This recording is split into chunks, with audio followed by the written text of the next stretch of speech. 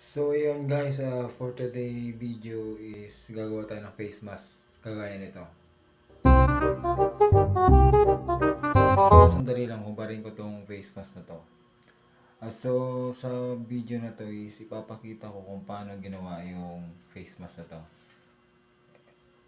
So tara, gawa tayo. So ito nga pala yung materials na gagamitin natin. So ito, umpisa na natin.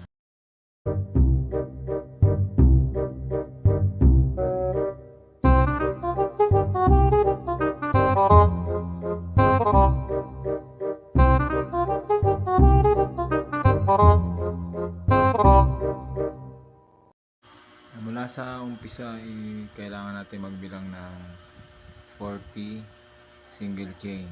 Yun yung sukat ng haba ng ating gagawing face mask.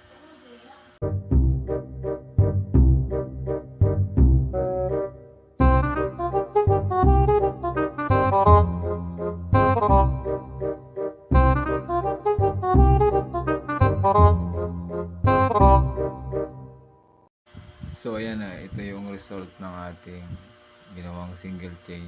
Ito yung base natin sa paggawa ng face mask.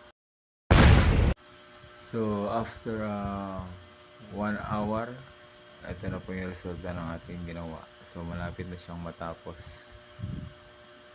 Handle na lang po yung ginagawa natin. So let's continue. Ayan guys, natapos na yung ating face mask, cracket crop top.